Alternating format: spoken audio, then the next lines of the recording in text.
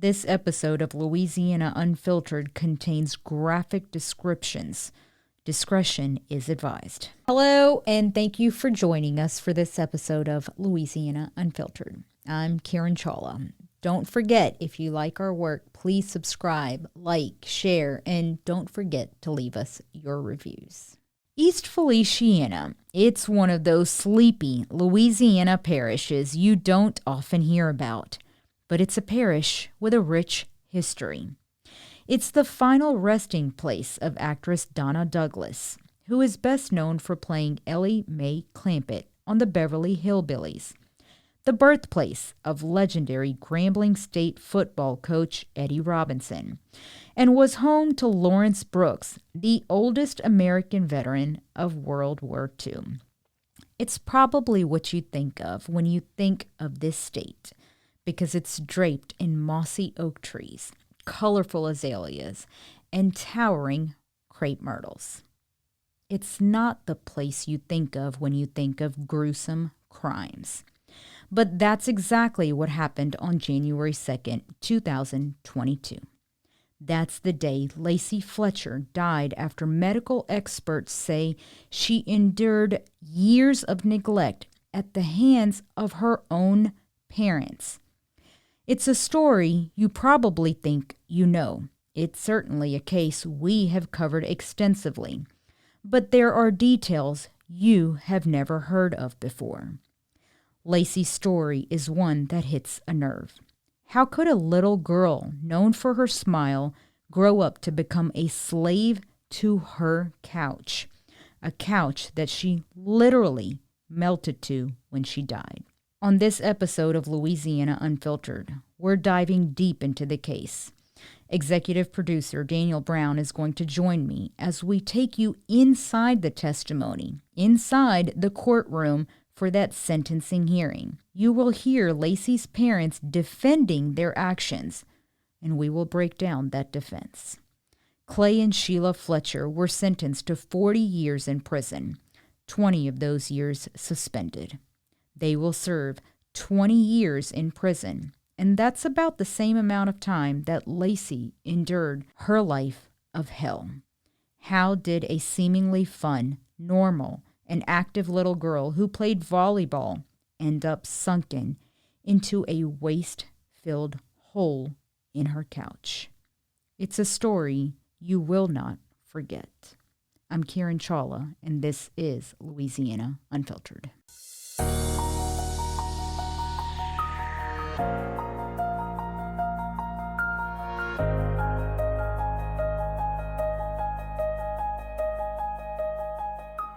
So, Kiran, it was a long day in court this week. You were there several hours. It wasn't even just local media. It was also a lot of national and even international media there for this case.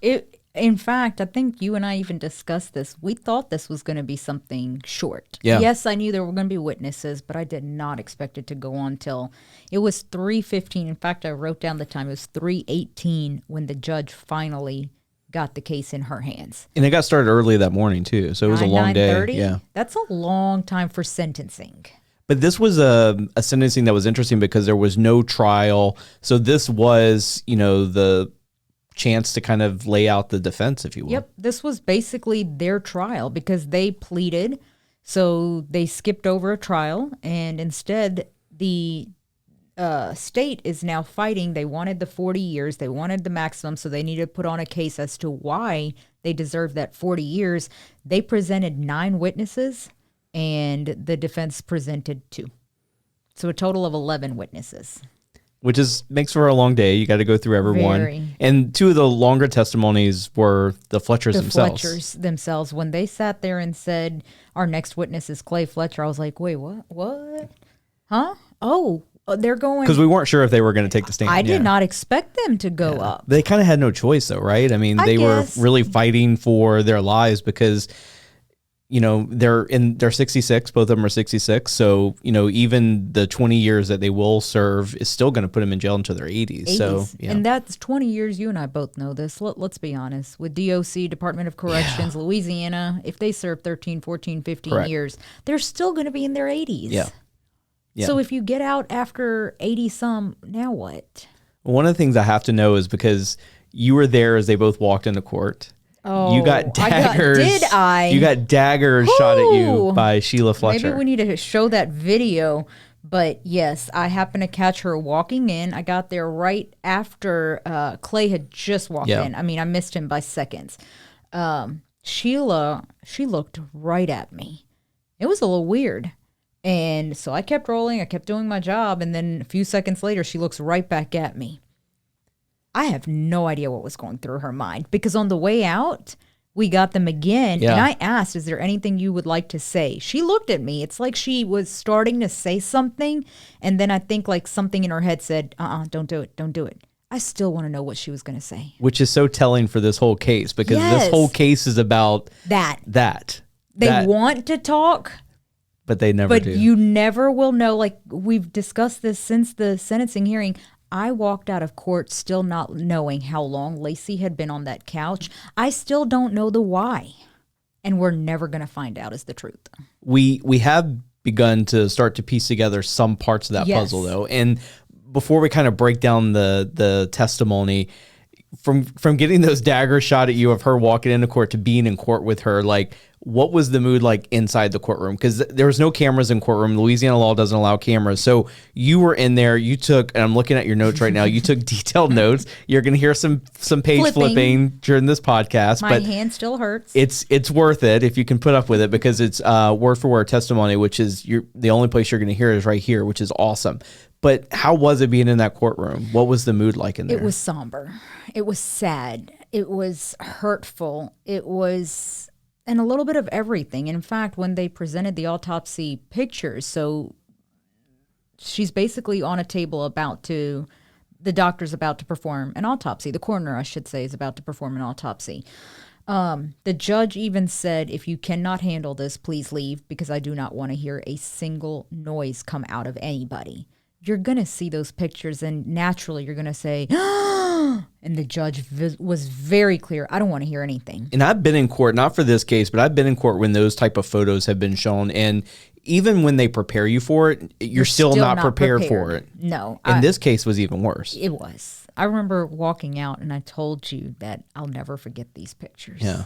They were terrible. And it's not so much so that the pictures... a human actually died like this. In these conditions. In her own waist. The floor underneath her was buckled. The wood floors on the couch were buckled. An entire section almost out of a couch removed. Her body stuck to a couch. I don't care if you were there 3 months, 1 month, 2 weeks, or 10 years. No human should have to die like that. And I didn't see the autopsy picture you're talking about, but I have seen the pictures of that couch. Yes. And you're not even prepared to see that. I mean, to know that someone died.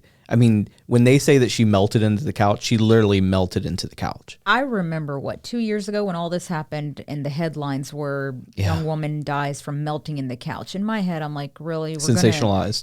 We're going to sensationalize news that much. Melting? Yeah. Seriously? It's not sensational. No. Yeah. No. And so let's kind of back up. I want to walk through the testimony, and I really want to start with Clay Fletcher, because his testimony was the most in-depth. He really talked a lot about how he perceived they got to this point. A lot of it's not going to make sense. I'm just going to go ahead and preference that. I've read through all the testimony. A lot of it's not going to make sense. But his whole thing was they were kind of following the wishes of their daughter. Like, they were doing what she wanted. The reason this happens because this is the way she wanted to live. Yes. And to me, that's victim blaming. It does not sit well with me. She's not there to defend herself. That's your daughter. Exactly. Yeah.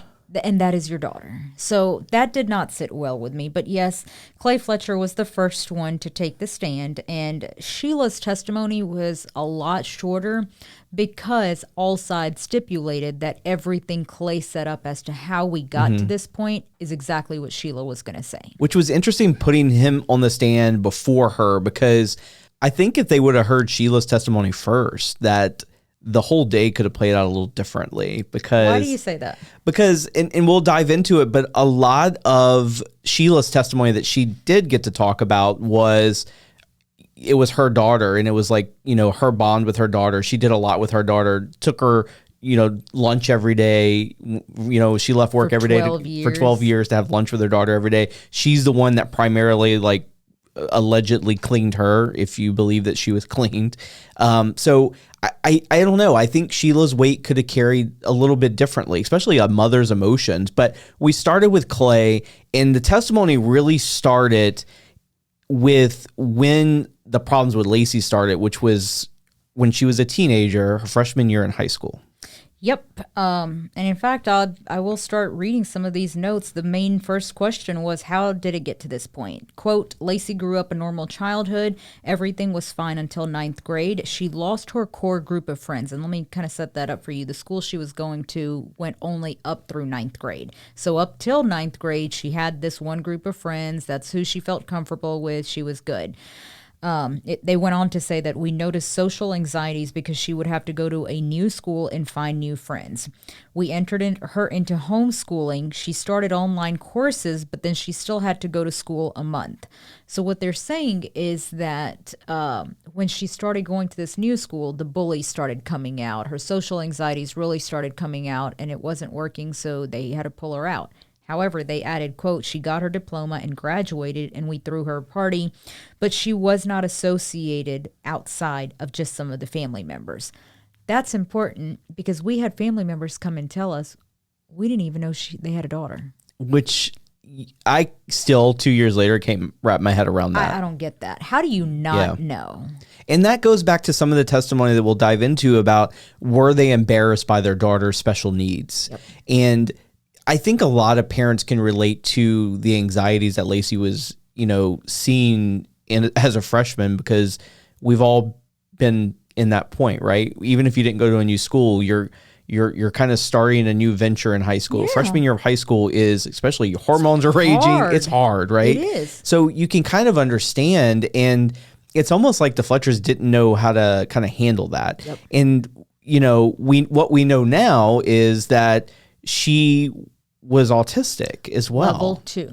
And back when she was starting high school, autism wasn't a household word like it is now. It's not something that we knew a lot about. We knew a little bit about it, but it wasn't until much later that people start talking about it, especially celebrities and stuff like that. And we understood autism a little bit more, but at that time we didn't really understand that. So there was a lot going on. Not only was she anxious about high school, friends going to a different school, she's autistic, so she's going through, you know, different things than her friends as well. So the bullying and all kind of makes sense under that. It does. And this whole time, there is a part of me that walked out of here semi-understanding their brain, semi-understanding maybe what they did here. I do not believe they intended to do this. I don't believe for one second they planned that we're going to kill our child. They didn't. But as the judge said, it's their responsibility at the end of the day, because she was not competent to take care of herself. And I mean, I know we're going to get to all of that. And just to clarify, they took her out of high school and she was homeschooled, right? So she got a homeschool degree.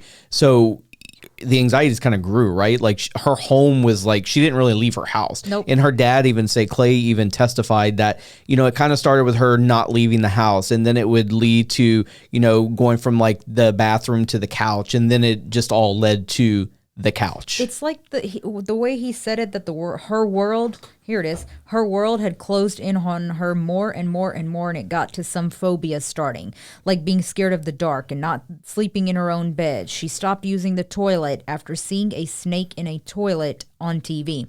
Now, I was telling you this the other day, that, do you remember the movie Snakes on a Plane? Came out, I think, around this time. Yeah. I'm not going to lie. There is a shot in that movie where a snake literally pops out of the toilet. Yeah. For the longest time, I was terrified to Turn use on the the lights in the toilet. middle of the night? In the middle of the night, if I had to get up and go to the bathroom, I would turn the light on and I'd look down there and make sure there's no snake. And I expected that red and black snake to be in the toilet. Thankfully, I don't have that problem. Well, I mean, I never had the problem, but me, I can understand that. Like, and if that really is a diagnosed thing that she was afraid, I get it. But again, it's another sign something's not right. Exactly. It's another ignored sign that something's not right. She had problems in high school, homeschooled, not leaving her house, and now she's scared of sleeping in her bed, going to the bathroom. Like, the alarm bells are going off like crazy, but no one's hearing them. No. And there's so many alarms. And again, till this day, I do not know I don't think anybody knows what happened in the four corners of that house except those parents. And they're not talking. And one of the other things of her being autistic that makes total sense is she loves swimming. Yes. And that was kind of a safe place for her, was swimming, right? Yep. And her parents put in the swimming pool. Yep. And she kind of started using the pool, but then kind of stopped, right? Well, they actually say that she never used the pool they put in. So the neighbors had a pool. Okay. And supposedly she loved going to the neighbors and swimming over there. And those neighbors were actually in court for the sentencing hearing in support of Clay and Sheila. So there were a good many people there in support of them. There were a lot of people in support of her, but then on the flip side, there were a lot of people there in support for Lacey. It was almost like a wedding. You had Lacey's side, people in support of Lacey on the right-hand side. You had a staircase separating the two, and then you had people in support of Sheila and Clay on the left-hand side.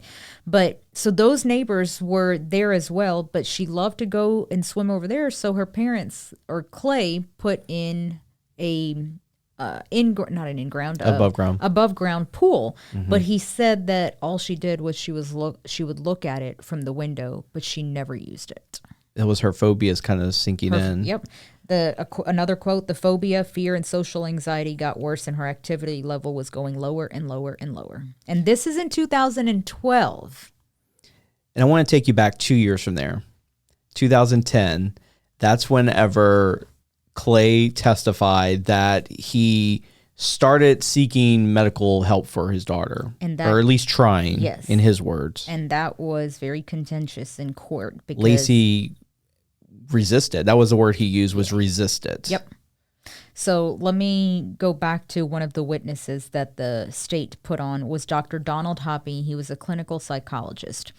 So what he testified to is that they don't have records that are that old because you have to get I think 7 years is something the like retainment time. But he kept the sales bills and whatnot, so he knows for a fact the last time he had any interaction with the Fletchers was in 2010. And he says that between 2000 and 2002, he saw Lacey between 10 to 12 times. So that's around the age that she was a teenager. These were the things that I think got to me the most. He said that, quote, she was a beautiful child and she never stopped smiling. They're going to sit there and ask, well, that was almost 20 some years ago. So how do you remember this patient when you see patients on a daily? Which is a fair question. It is. His answer, quote, very striking patient. There are some who stay with you, and Lacey was one of those. That just gets you. It does. It just gets you. And like you asked me earlier about the mood, there were certain things people were saying. You didn't have to hear a sound from the audience. You felt it. And did they touch on this? Because by this time, Lacey would have been a young adult in 2010 anyway, really, where Clay picks up that testimony where she was resisting help. Was there any like talk or questioning of him or even Sheila about, because their whole thing was this is what Lacey wanted. We were only following her wishes, and she is an adult. So did they ever kind of touch on that? Did they ever question that? And kind of how did that play out? The doctor testified saying that Clay Fletcher came to him and that they told the doctor that Lacey would not leave the house. She wasn't communicating much. She wanted to stay in the living room. She was functioning at a very low level. I recommended hospitalizing her. Listen to those words. The doctor, Dr. Hoppy, recommended hospitalizing her. We will come back to that. The parents added that they put a towel on the floor so she could urinate and poop, and they would serve her all her meals on the couch. I just cannot imagine. And the fear with the snake, so she stops going to the bathroom. So the dad put a porta potty in the living room. Eventually, this was not clear when she stopped using the porta potty and just started doing everything like right a bedside on the couch. commode kind of thing. Yeah. And when that stopped and when it started to just do everything on the couch, again, none of that was clear. I want to go back to the whole part about I recommended hospitalizing her. So Steve Moore and John McClendon, these are the defense attorneys. Of course, they have a job to do.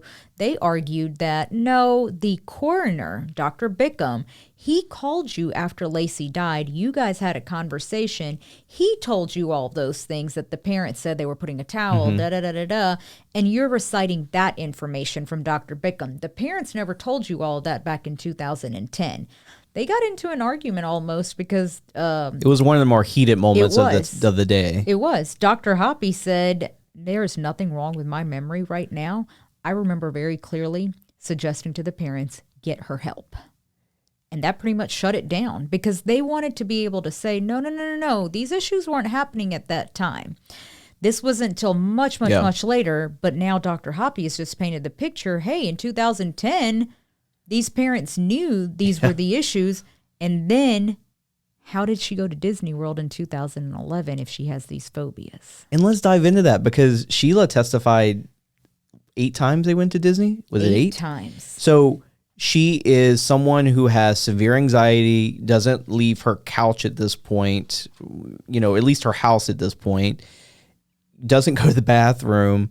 And she's going to get on an airplane at a crowded airport, fly to Orlando, go to Disney, which is crowded. And she is autistic, which we know now.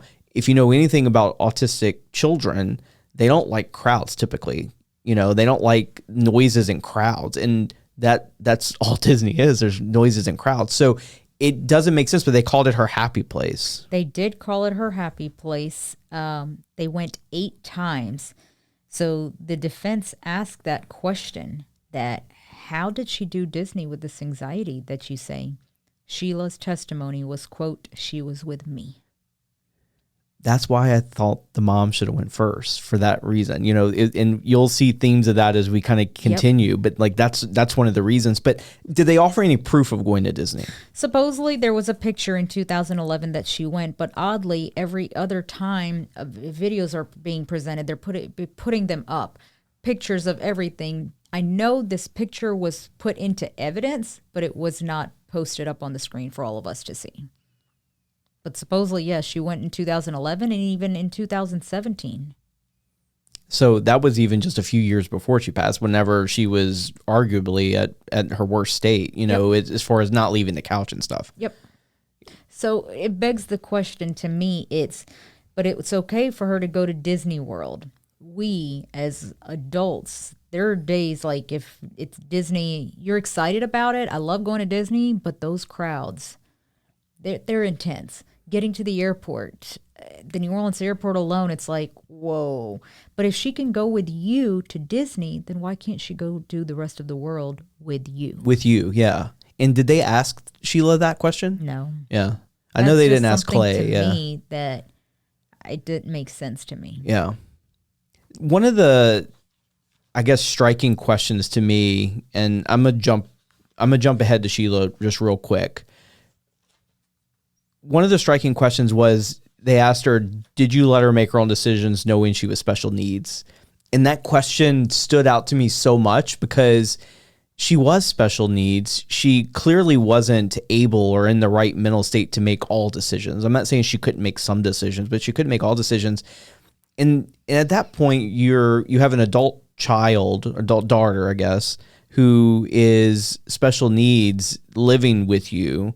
So that's already kind of unusual, right? To have an adult child living with you, especially not with special needs, but not having it, right? So how did Sheila respond to that? With one word, yes.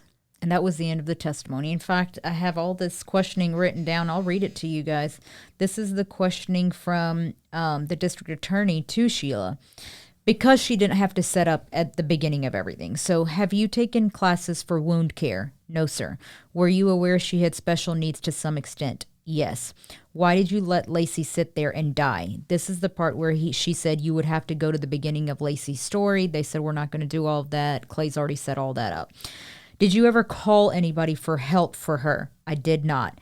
Did you let her make her own decisions knowing she was special needs? Yes. No further questions. And I want to paint that picture a little bit because we touched on it a little bit, but like her questioning was rapid fire. It was intense. Very rapid fire. It was very like angry questioning towards her because she didn't get to tell her daughter's story like her husband did. So she's only kind of able to answer certain questions, and they were like real like yes or no kind of questions. And this is towards the end of the evening. In fact, one of the questions when the district attorney asked, did you ever call anybody to get her help? She started saying, well, Lacey and I had this relationship. The judge very quickly said, answer his question. I don't want to hear anything about your relationship. Answer his question. And that was I did not. Because Lacey's not there to defend herself in that case. And let me add that their demeanor in court, they cried when the 911 tape was played. The 911 call of them calling and saying she is not responsive. They both cried when they each took the stand, and they also cried when the other one was on the stand. So this whole thing, all this questioning, she's crying through all of this. The part that I think got me the most is they constantly kept trying to blame her, that she was the one who was in control of that house. Well, the whole testimony for both of them was, as your words, victim blaming, right? Yes. So they're just saying that Lacey was in this situation because this is what Lacey wanted. And kind of describe that a little bit, because I know we were talking and she was very, according to them, very like controlling. That's what they claim. Let me add in one other important part that they say is when things really went south, is the death of Clay's mother. Yeah, Sis. Her grandmother, who she called Sis. So she died in July of 2021 from COVID. And this was just a few months before Lacey passed. Yes. And that they testified to that we were following the wishes of our daughter. Lacey just did not want to go outside anymore, which outside of her core, which was only us. And that when the grandmother had passed, she got even more fearful of dying from COVID. So she was making her parents double mask, double glove. And then Clay testified. And take her temperature twice a day. And take her temperature. And I remember Sheila testifying that she demanded, she used the word demanded, she demanded we took her temperature twice a day.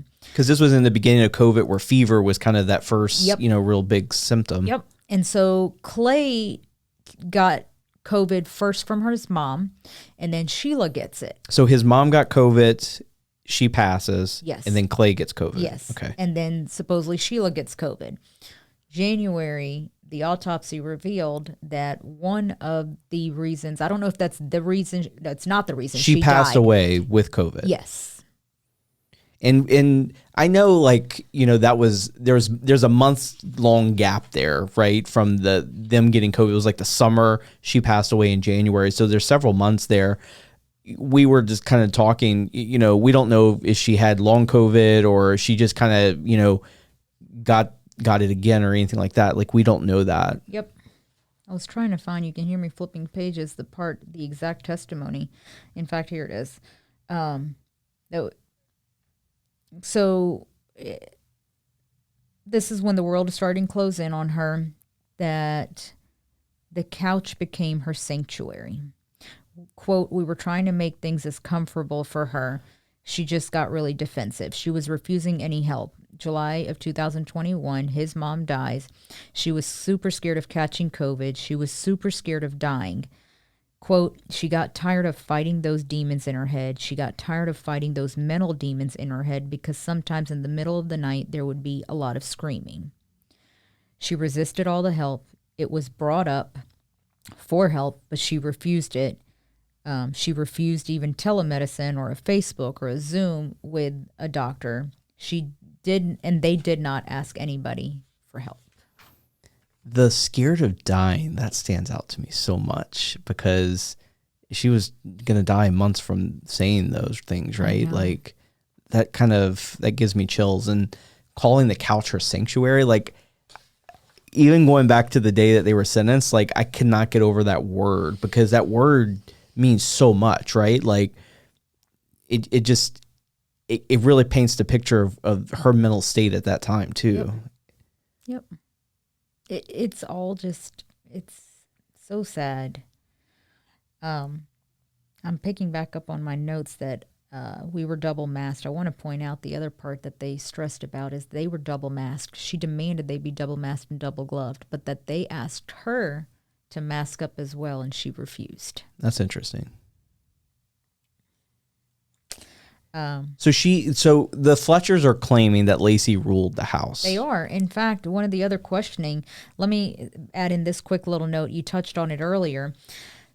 Steve Moore had Sheila on the stand, and he asked her that, well, so she started working at Baker Police, then she moved to a different job in Baker, and then a little bit closer from Baker is a town called Zachary, and that's probably a 15, 20-minute drive from Slaughter, where they lived. So she says between 2011 and 2022, when she worked in Zachary, she went home for lunch every day. Every day.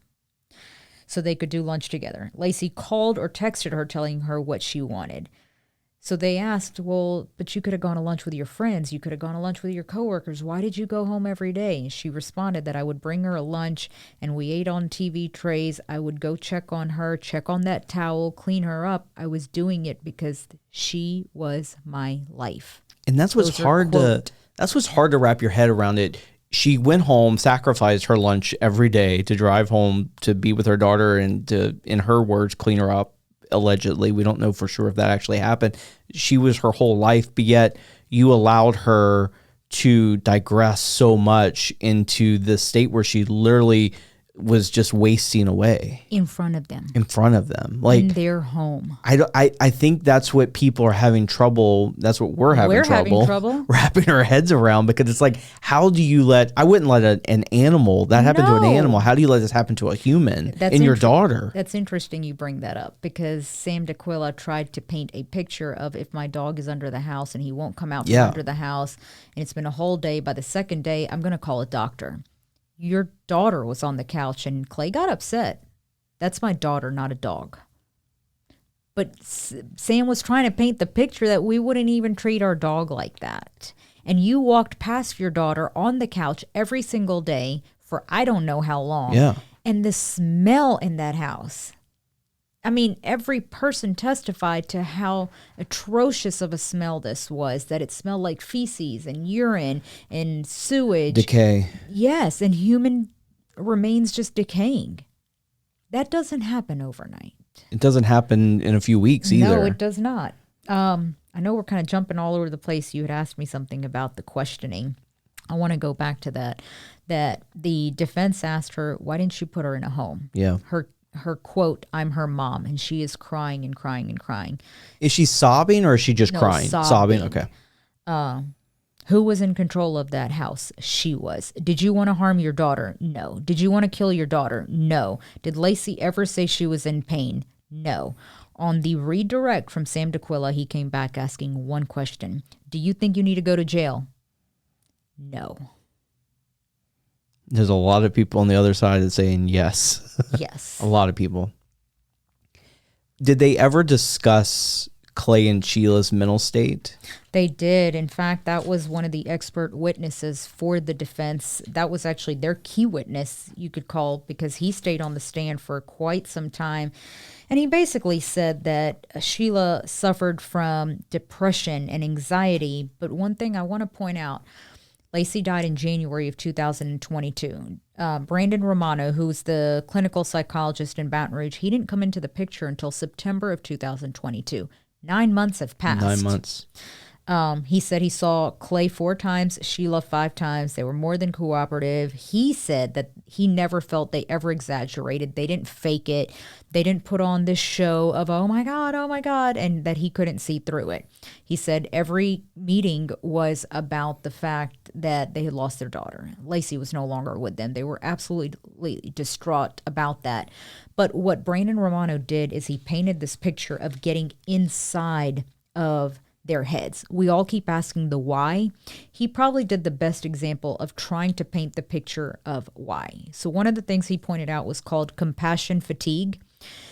Which is a real thing. If you've ever been a caretaker, it's a real thing. It is. And I kind of compare it to one of the examples they gave is, so say if you have a 15-year-old child, you have told this child every day for 2 weeks, cut your nails. By the third week, you see the nails aren't cut. You're probably no longer telling them because you're sick and tired of telling them. That's what they compared it to with Lacey, that it just got to be, let's do this. No, let's do that. No. And me saying the no, that's how they painted the picture, but that she even physically pushed them away and things like that, that eventually compassion fatigue kicked in. But in Lacey's mental state, that is her screaming for help. Without using the words help, without waving the SOS flag. I mean, that literally is her way of screaming for help. Because a normal person, and I hate to use the word normal, but if I was in that situation and I was doing that, like, you would say something's wrong with me, right? Like, I need help. Like, because that's not how someone would typically react. Well, let me make sure I add this part in. In the very beginning, they said, oh, she's diagnosed with Asperger's. Later, they said that she actually had autism. Now, autism is stronger than Asperger's, that she had level 2. By the time she passed towards the end of her life, they said that she actually went up to a level 3 autism. Wow. That's pretty intense. Yeah. So, yeah, when she's allegedly in control and controlling them and telling them what she wants and doesn't want, no, she's not competent enough to tell you what she wants and needs. And you use and I know this is from the testimony, but the clipping the nails defense, but like it wasn't her nails. She was living in her own filth. Literally. You know, so it's like that analogy kind of makes me a little angry too. And you know what? When I hear that analogy, like, you think it's just somebody who's dirty or they haven't cleaned the house in a minute. No, literally she was living in her own filth. She had feces under her nails. There were feces in her hair. Well, let's talk about that because this is going to be graphic. So this whole thing is very graphic. But a lot of the testimony, kind of moving on from the Fletchers, a lot of the testimony was from the coroner who did the autopsy and talked about the condition, the state that she was in, and she was very detailed in how she received the remains. Very. So Dr. Dana Trosclair, she has been the chief forensic pathologist. She's been a chief forensic pathologist since 2006. East Feliciana Parish has a coroner, Dr. Bickham. However, he does not do the autopsies. So he removes the body. He takes it to the West Feliciana Parish morgue. From there, the next day, he drives Lacey's body to Jefferson Parish where the autopsy will be done. And we don't know why Jefferson Parish instead of EBR or anything like that. We don't. But that's about a 2.5 hour drive, and I'll get to why I'm pointing that part out, so remember that. The pictures that they showed, though, were... It's almost like Lacey was sitting Indian style, and that her body was still on the table in that same position. So let me, again, this is going to be disturbing to hear some of these things, but these are the testimonies from Dr. Trosclair on what she saw. The findings were severe chronic neglect, stage 4 ulcers with maggots, all signs of neglect. Maggots on lesions, blood cultures, positive for 2 bacteria, extremely poor hygiene. Face and abdomen had feces, extremely dirty hair, maggots in the hair, skin ulcers. Top skin portions were missing. So skin ulcers, there were multiple ulcers beneath that from the gravity. There was one on the scalp from her head leaning on the couch so much. And what she means by that is that there was an ulcer, a skin ulcer on her ear. Her skin was literally missing on her ear because she had been leaning on that couch for so long. Now, it's important to note that ulcers can develop within 24 to 48 hours. Ulcers can be very extensive. In her case, 2 of them went to her bones, including the one on her scalp and her tailbone. This is important, and I quote, Lacey's ulcers were there for a few months at least and very painful. Some had dead skin on them and maggots on top of them, including eggs. Now, what she testified is that there was no antibiotic cream. There was no evidence of any kind of saline or any dressing at all. When I'm telling you that she was on the table, kind of with her legs stuck in that position, that's because of contractions of extremities. Her legs were lifted all the way to her arms. She could not walk at that point. This is a quote. She's been in that position for months, if not longer. The blood work showed that she had good nutrition, abnormally low protein. Protein was on the low level, and that chronic malnutrition, but acute starvation. So she wasn't getting the nutrients she should have been getting. She weighed 96 pounds at her death, 61 inches tall, so 5'1", 300 milliliters of clear liquid and brown sludge in her stomach. This is the part that gets a little more intense. The coroner had to peel her off the couch. There was literally skin missing from her buttocks. I'm going to go ahead and explain this to you, Daniel. It is graphic. Here in Louisiana, when we eat crawfish and you pull the head off from the body, you see that yellow coming out. We don't eat it, but it's fat. I guess I've never seen that on a human the way I saw it in this picture. It's almost like if you turn us around and just slice the buttocks, it was literally as if it was missing and nothing, all you saw was yellow. That's because the couch was melted onto her. Just a little below that is a big black spot. I didn't understand what the black spot was. It was maggots. Yeah. And then going back to me explaining the whole drive from West Feliciana, Jefferson Parish, the defense argued that there were eggs on her, that the Fletchers never, ever denied having fruit flies all through their house, that they can lay eggs. Maybe those eggs hatched, and at the time of the autopsy, there were maggots because maggots can come up within 12 to 24 hours. Dr. Bickham testified and said, I don't really care what your experts say or what anyone says. I was there, and I know there were maggots on her body at the time of her death. And there are... I will say the Daily Mail reported they received documents. We haven't verified these documents for ourselves, but they're saying that documents that they received from officials say that she was infested with maggots while she was alive. So there is that out there that from their reporting. Again, we haven't independently verified that, but in their reporting, they're saying, and they've dug into this case really extensively and sensationalized it for a good bit, but that is part of what they were saying, like they were alive, like they were on her while she was alive. And the defense will sit here and deny that forever and ever and ever, because John McClendon made a big deal out of that to the other coroner, the East Feliciana coroner, Dr. Bickham, that if you really truly thought that maggots on her body was a really big deal, why are they not in your report? He allegedly never made mention that there were maggots on her body in his report. And he's like, I may have forgotten that part, but I don't care what I wrote in the report. I could have easily forgotten. I'm telling you today, right this second, there were maggots on her. Did they show any other photos from inside the house?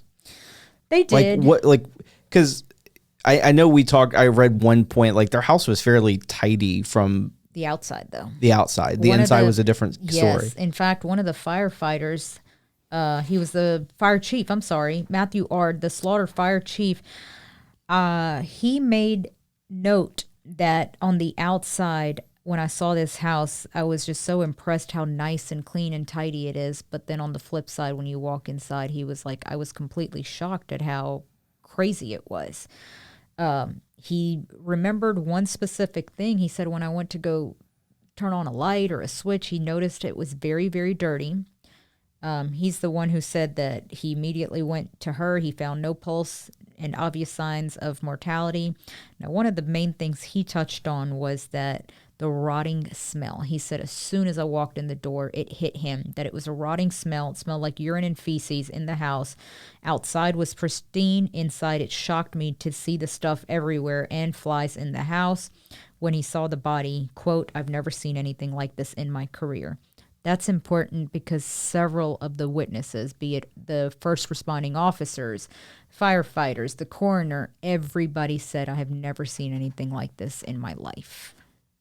And that's telling because some of these have been in this business for decades. Like the coroner. Yeah. 30 plus years. I mean, he's probably seen a lot.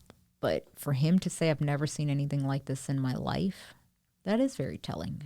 During that testimony and while they're showing these pictures, what was happening in the courtroom? It was hard. I mean, it was tough to take it in because at that point, I don't think it matters what side you're there for. If you're there for the parents, because think about this. If you're there for the parents and your family, Lacey was somehow their family too. Yeah. Their niece, their whatever, also died. And I didn't finish. So all these pictures, I mean, all the things that I just described to you from the forensic psychologist, she was showing pictures of all of this. The pictures, I have this in my notes, pictures are graphic and disturbing. Her teeth had not been brushed in a while. They were very, very, very dirty. Her hair was so matted. It was basically a ball of just matted hair. Yes. And in fact, there were maggots in the hair. The coroner testified and said that I like to brush the hair out so I can measure how long it is before I cut it all off.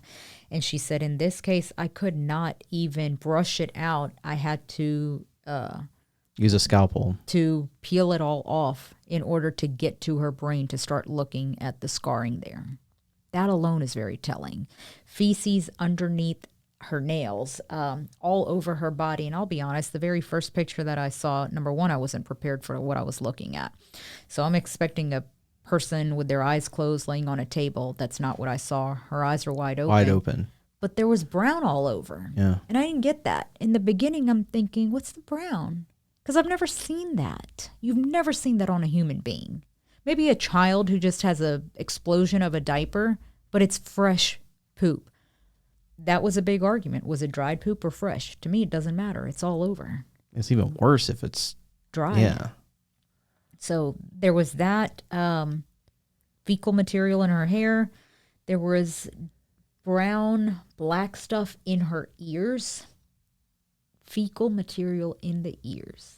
Imagine that. And if she hadn't gotten off the couch in that long to be literally fused to the couch, she hadn't had a shower or a bath in years, possibly, is what experts are kind of saying, right? Yep. Here she testified to saying crusted fecal material was all over her body, ulcers on her lower stomach, left side of her body was leaning against the couch. This was really important because this painted a picture of how long she's been there. So the feral head is flattened from rubbing against the couch. That's the tailbone. If it's completely flat, that's a major, major, Correct. major problem. That does not happen in a few months. It takes a long time.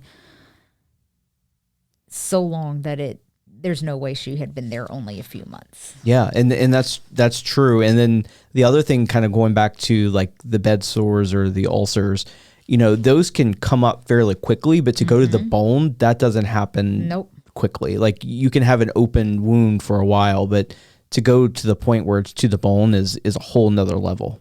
And they tried to break down ulcers in stages. So there are 4 stages to ulcers, 1, 2, 3, 4. Obviously 4 being the worst. Stage 1, you can get it within hours. Stage 2, a few days.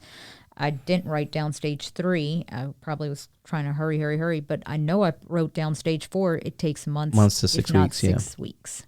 So at least there. Yeah. But that's what the defense argued. This only happened in about November, December. I don't But know not if you everyone- can get fused to a couch in 2 months. Yeah. I mean, granted, She was TMI. living her ways. yes, but, so maybe that's acting like a glue. Yeah. But one of Dr. Bickham, when he testified in the pictures and videos that he got, the wood floors under the couch were buckling. And he says it's from the urine and the feces. The defense says, no, Sheila was providing saline, so the saline is mixed in. It doesn't matter. You're not using that much saline anyway. No. Yeah. But again, this got a little heated in court because Bickham said you can put on whatever experts you want and they can try to tell you what they saw, but I'm telling you I know what I saw, and there was urine and feces on those floors and they were buckled from that. And you said that there was no evidence of any like medicines around her or anything like that to clean her? No. There was that. There was no evidence that any of that was used. Okay. But it was present around her at least. Okay. No evidence of dressing any wounds or appearance they had ever been dressed. But the defense made it a point to point out pictures. Look. Do you see on that table? There's wipes under the table. There's this, there's that. And they repeatedly kept saying, do you see the cell phone? they made it a point to say the cell phone. And everybody Lacey's in the cell audience, we were so confused. What are they trying to point out with the cell phone? She could have called for help. Yes. Because they're saying that Lacey chose this, that she could have called for help. But again, she's a special needs woman. Like she doesn't have the mental capacity of a normal person her age. That's just a fact of what, how she was living. Yep. Let's get to the 911 call. Yeah. The 911 call was really tough. And in fact, the dispatcher who took that 911 call, she was one of the witnesses, Dara Mullins. So the call comes in and Sheila is the one who makes the call. I want to point out that all through the autopsy pictures, Clay and Sheila never turned around. And when Sheila was asked, why didn't you look at those pictures? She's sobbing. I don't want to remember my daughter like that. You saw her on the couch like that. Yeah. So I don't know how you don't remember your daughter like that. But let's get to the 911 call. Sheila calls and says very calmly, my daughter stopped breathing. Dispatcher says, how old is she? This to me was odd. She says in her 30s. It kind of goes quiet. Then Sheila offers up. She stopped eating. She's an adult. The dispatcher again says, how old was she? She says 31. She was 36. How do you not know your daughter's age? Thank you. And you only have one child. So this here is important that it is possible. I'm going to play devil's advocate. It is possible your daughter is possibly dead and you're calling 911 that you're not thinking, but to not know her age, it is weird. But 5 years apart, though. I want to play devil's advocate there, but you're right. I mean, there are times my mom and dad sometimes have been like, wait, how old are you? But it's 1 year off. Correct. I have to correct them that I'm only 21. Correct. Sometimes they get confused that I'm 22. So we all do. 21. Anyways, so this part to me was very telling. The dispatcher says if she's on the couch, she's unresponsive, get her off the couch, put her on the floor and do CPR. This is the second witness. So on this 911 call, you're hearing. So I assume, oh, okay, he's doing CPR. You hear it for a while. Later we learned, though, that her body was never taken off the couch. Clay was asked about that you had an expert, you had a professional. You're sitting here and telling me I would have done anything to save my daughter. You had a professional telling you, put her on the floor and do CPR. Why didn't you do it? Clay said, I've taken CPR classes. You're not always going to get the perfect situation. It was a matter of time. I did the best that I could with her. It's also possible he couldn't get her off the couch because she was fused to the couch. Sure. She also had feces all over her mouth, so I don't know if I believe that you actually did provide her CPR. Correct. I'm going to go ahead and say that. All over her body. Everywhere. Yeah. But the autopsy picture I saw, she is literally leaned over in the middle of the couch. I don't know how you do CPR with that. You eventually have to sit somebody up. Correct. Something. But the way the coroner described her body, though, it would be hard to not only get her off the couch, but move her into that CPR state. Yes. Because of how stiff and everything else she was, right? I mean, that's... But to me, what was that noise? Yeah. Did you fake it? Was he doing it on the couch, or do you think he faked it? I don't know what he was doing. I don't know if he faked it, but I know I heard it. They played the whole 911 call. You could hear it clearly? Very clearly. Yeah. So you've walked us through testimony. We've talked about the autopsy photos. I want to go back to one thing that Clay said in his testimony, now that everyone's kind of heard all the details. And it's what we both cannot get over. We loved our daughter and we didn't want her to die. We would do a lot differently. We've had a lot of time to think about it. Mindset's 2020. She was resistant to everything. We loved our daughter and we didn't want her to die. Twice in one testimony, he said that. She said that we didn't want her to die. Like, if you didn't want her to die, why didn't you get her help? And that's what played into the judge's final ruling. And the judge had a lot of words for the Fletchers. She did. I was actually really surprised. Like, she got the case at 3:18, and it was almost 30 minutes later before... She knew how she was going to rule, essentially. She 100% did, but she had a typed-out response. One of the most important things to me, I think, that she said was the fact that as parents, you can't have it both ways. Let's see, let me get there. She's flipping through her notes here. These are the judge's words. Clay and Sheila chose least resistant path. Quote, Lacey had great challenges in life, but the parents cannot have it both ways. Lacey was an adult and competent to make her own decisions. That's one way of saying it. But then you're also saying she had special needs. Yes, you can't have it both ways. You can't have it both ways. Quote, this is a case of a child who was 100% dependent on her parents for every facet of her life. You refused her mental and physical health. Those are not reasons that I can accept. Clay Fletcher was aware his adult daughter had issues regardless of what and when Dr. Hoppy said. Let me back up real quick, Daniel, because this part was important. I stressed that Dr. Hoppy made it a point to say, hey, in 2010, I remember very clearly telling you get her help. Clay Fletcher, when he got up there, he testified that I went to Dr. Hoppy in 2010. He offered nothing. He never mentioned any help from her. I don't know where he's getting all that from. These are quotes. So that was a big thing. And, of course, the defense tried to play, well, you're retired, you're maybe older, you don't remember. And he's like, oh, I absolutely remember telling them, get her help. Again, that begs the question of who's telling the truth here. And it's the theme in this story. The whole theme of it, that they were all these signs, all these people telling them to get help, and then they just ignored them. And their whole defense is blaming her, saying that this is what she wanted, and we loved her, and we didn't want her to die. But you let her die in your house, on your couch, in those conditions. That's a fact. That is a fact. Let me go back to the judge's words. Quote, Lacey was absolutely gravely disabled. She was mentally unable to leave the house, then the living room, and that caused her to be a danger to herself. And yet still, Clay and Sheila chose the path of least resistance and did not get her any mental treatment. She indulged and wallowed in her own pain. They took no steps to give her what she needed most, which was mental health help. You built her a pool instead of getting her mental health help. That also did not work. Quote, we can argue 3 months, 6 months, or 3 years. The truth is Lacey laid on a couch and slowly died because she got no mental health treatment. Lacey went from a beautiful child to dying on a couch. I think that, to me, was the most important part, the beautiful smile.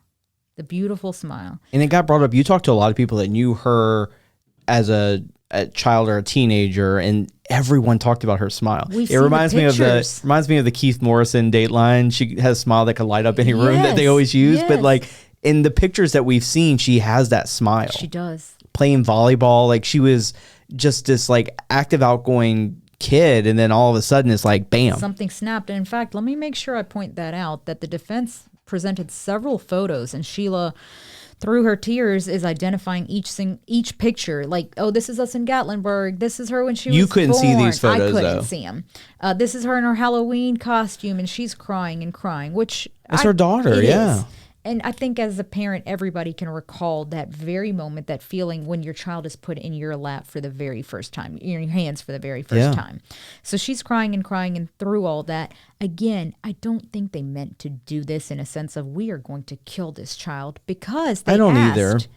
Did you have her on disability? Yeah. Were you getting insurance money? This had a lot of questions too. Yeah. Did you have a life insurance out on her? They did not. They even asked that, why didn't you put her in a home? Was it an economic thing? No, it was not an economic thing. They chose to do this. And in fact, that was touched on. It's called caregiver superiority. Yeah, superiority, like that nobody can give my loved one better care than I can. The mom testified to that. She said that a few times in her testimony. Numerous times, that why didn't you put her in a home? And she said, because I'm her mom. But if you're her mom, how do you let her go down that path? And the last words from the judge, their conduct caused actual harm. And while I believe that's not what they intended, they should have known their actions that they caused to Lacey. Because you have no prior criminal history, you do not pose a threat to the community or a danger to the public, I sentence you to 40 years, all but 20 of them suspended, 5 years active supervised probation. And there was no one called to the stand. No, I know there was neighbors in the courtroom, but they didn't testify, right? They were just in the stands to... They sure were. They did not testify. Did they talk afterwards? I think we were so busy trying to get Clay and Sheila walking out that everybody else left out. Because that's my question. Like, how do you live across the street? Lacey, at one point, enjoyed the neighbor's pool, right? And I'm not sure if these were the same neighbors that were there, but They were the same neighbors. So like, I want to know what they saw or why they didn't speak up or why others didn't speak up. And one of Lacey's teachers, she was one of the witnesses. She said that the last 4 years she taught Lacey, she told Sheila something's not right, but that Sheila did nothing about it. Another key witness.